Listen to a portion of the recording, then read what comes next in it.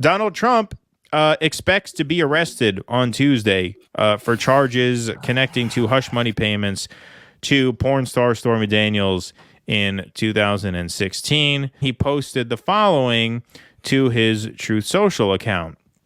Now illegal leaks from a corrupt and highly political Manhattan District Attorney's Office, which has allowed new records to be set in violent crime and whose leader is funded by George Soros, indicate that, with no crime being able to be proven and based on an old and fully debunked by numerous other prosecutors fairy tale, the far and away leading Republican candidate and former president of the United States of America will be arrested on Tuesday of next week.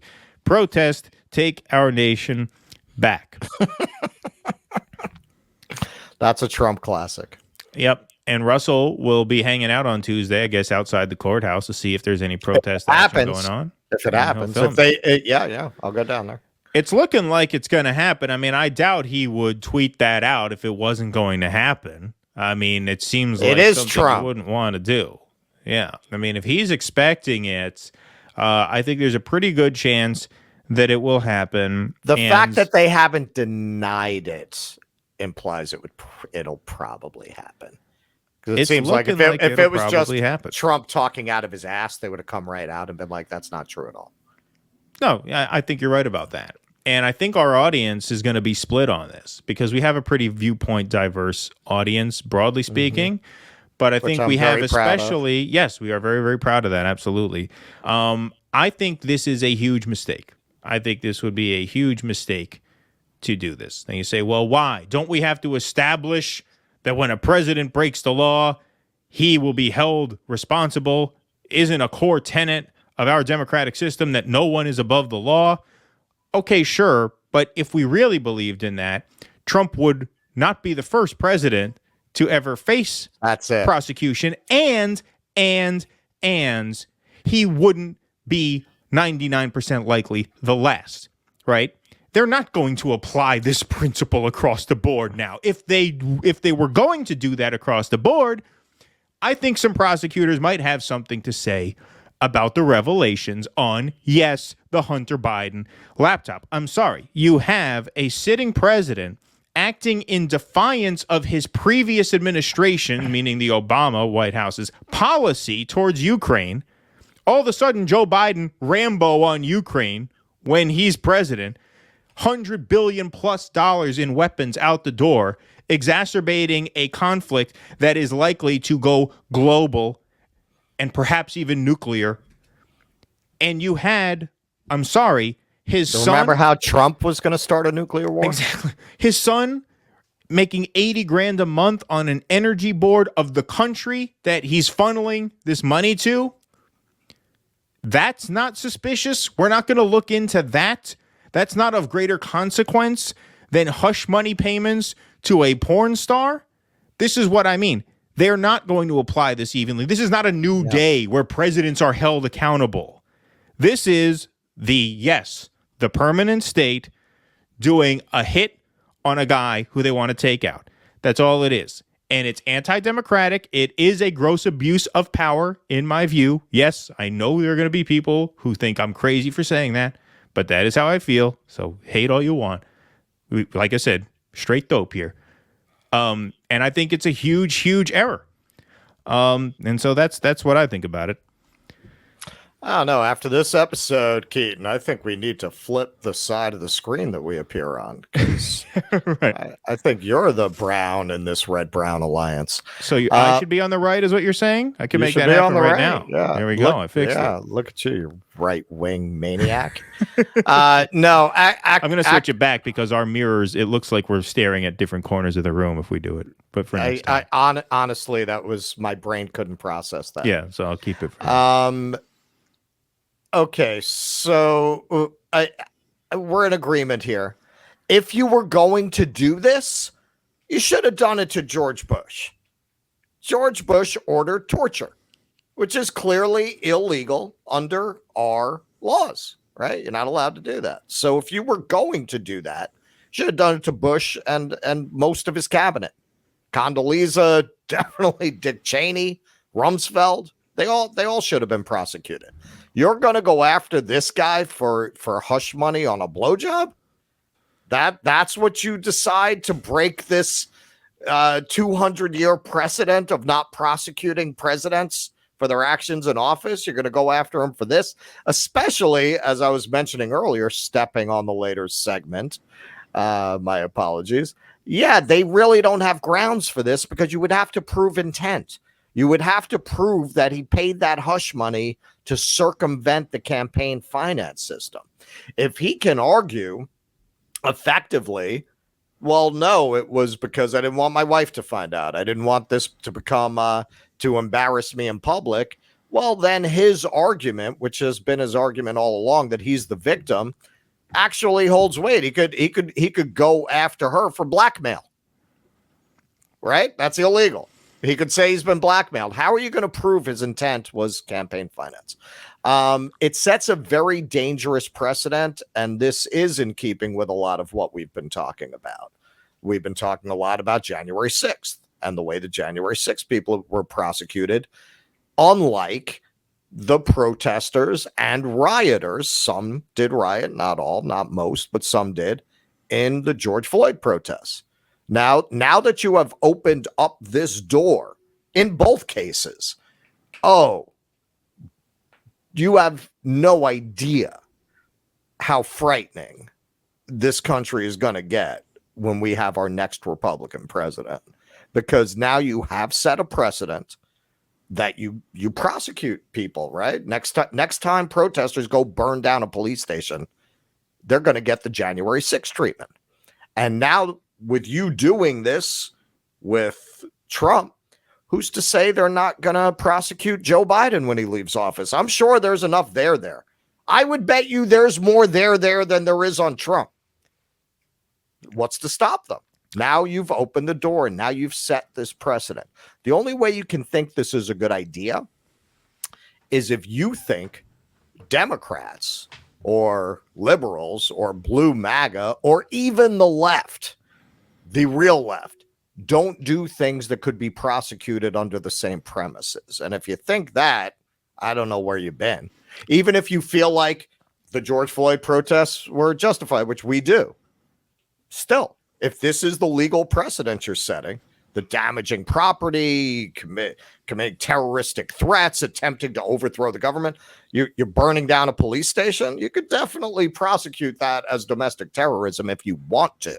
And this is what's most interesting, and I think it's something people in the whole spectrum of the left have a hard time wrapping their heads around. The Trump administration didn't behave that way when they could have.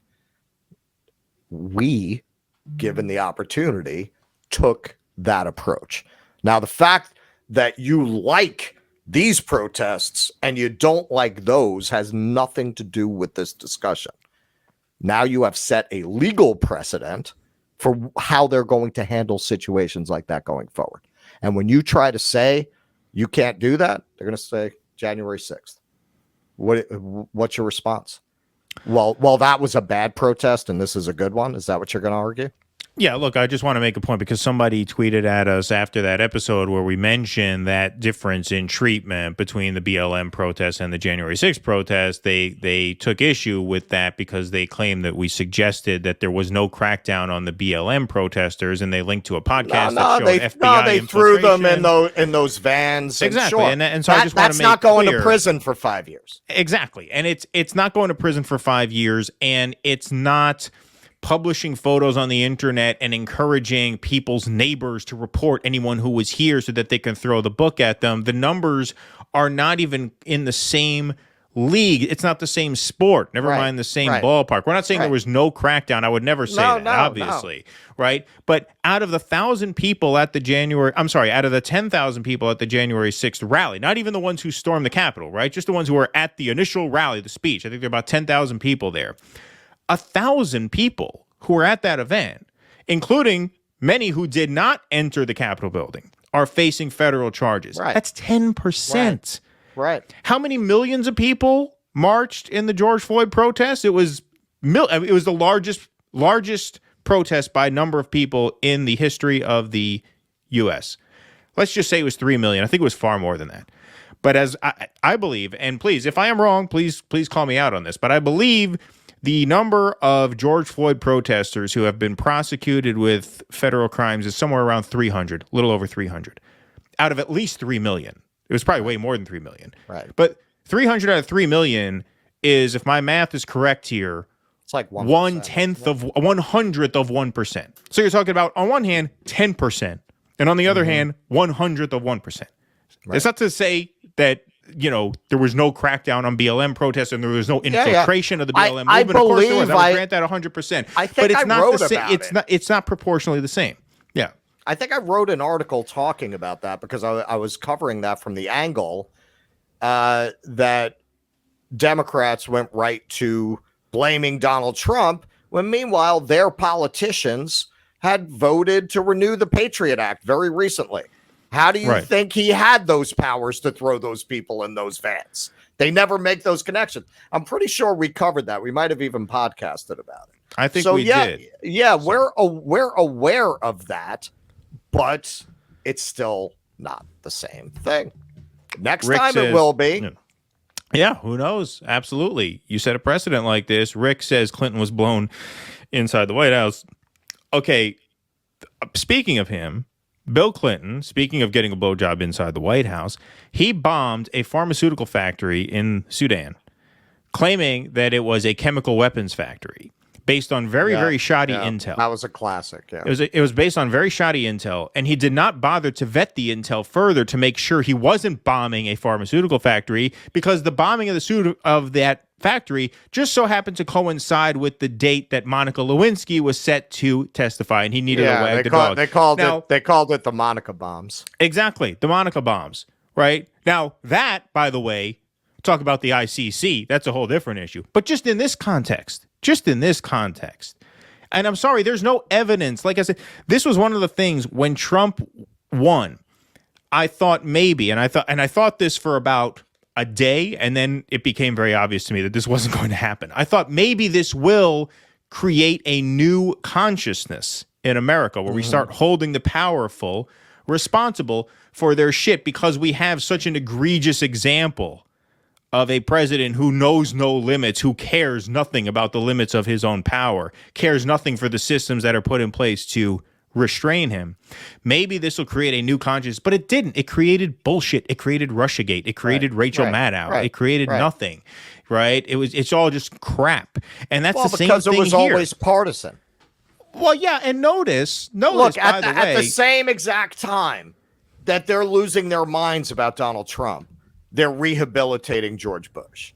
At that point, I was never able to take anything they had to say about Donald Trump seriously when they're going all weak in the knees about George Bush sharing a candy with Michelle Obama. Of course. And notice one more point, because we have Tusker now in the waiting room. She's called in. Tusker is a Patreon supporter. Patreon members get bonus content and call-in access to the show, so sign up if you can. Notice the moving of the goalposts here by the libs.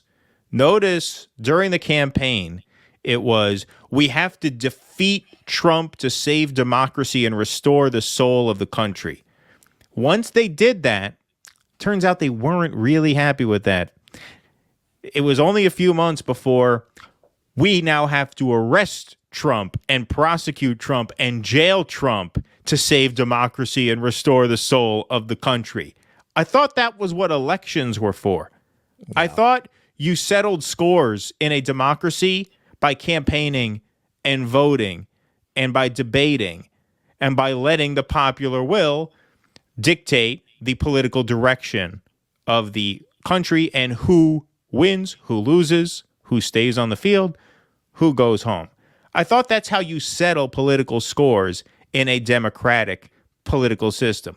Not by finding some bullshit technical campaign finance charge from 7 years ago and taking the unprecedented step. This has never been done before in American history, and I contend it will never be done again to anyone but Donald Trump. You're going to arrest him now? I don't know. Now that you open this door, we're going to go full Argentina, man. It's going to be every former president is going to be under risk of being arrested. It depends by their political enemies. That depends. That depends on who the next presidents are, how in the club they are, right? How willing they are to go along, right? I mean, one of the things that's been notable about this so far is the silence of Trump's Republican 2024 opponents. The only one, to my knowledge, who's spoken out against this is Vivek Ramaswamy, who came out and said, this is terrible. And look, I think it's a big mistake for Meatball Ron to stay silent on this because he can't afford to offend the Republican base too much. And this is an example of, Well, I I'm think, sorry. I agree. Yeah. I mean, he should not be mum on this. I don't think anyone should be mum on this. Like I said, I think it's an extremely dangerous road to go down. I think it's anti-democratic. It is. I think it's unfair. It's very unfair. Well, and this is why I tell people they should listen to some conservative media, because I don't think I don't think enough people on the left, broadly defining that term, understand the level of anger and resentment that's being built up among conservatives. And if you do get a Republican president in 2024, which I feel is almost a guarantee, you have no idea what hellfire is going to get rained down on specifically Democratic politicians and people that are seen as political enemies, because they're going to feel, well, you went there first. And they're not going to feel like they have to hold back to respect any norms or guardrails, because you pushed those norms and guardrails to a place where they can do what it's not hard to get conservatives to send out the guys in the black boots, right? Like now you've opened that door for them to be able to say, but you did it first. Why wouldn't they do that? All right, let's admit Tusker, her mic is on. About the whole Trump thing. See, fundamentally, I kind of agree with you guys. Like, well, that's good, because we just said if we lose you as a subscriber, we're off the air, I mean, I don't necessarily think that. I mean, I'm just saying that I wouldn't mind seeing former presidents prosecuted under a different system. But under this one, I just feel like it's just going to be anti-establishment, like any type of candidate that the deep state wants to go after, that they want to go after, that's who's prosecuted, and all the establishment figures just stay in place. Yes, I agree. So it's not necessarily that I, don't think that the others should be arrested. It's just that I know that they won't. Mm-hmm.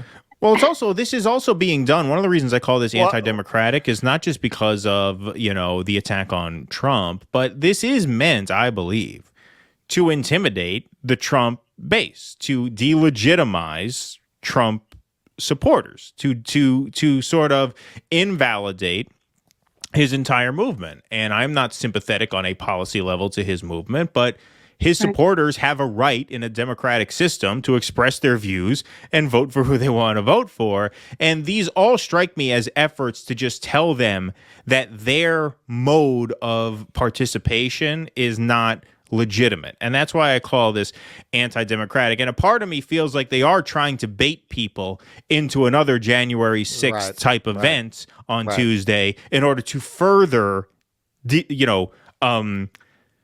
sort of shut them out of whatever process takes place in 2024, which is for my advice. And like I said, not a Trump supporter myself, but my advice, if you are protesting on Tuesday, do not take that bait. You must remain peaceful, because if anything violent happens on Tuesday, they're going to take you off the board. That's what they're trying. That is what this is intended to do. As much as it is to make an example of Trump, it's also intended to make an example of people who support him.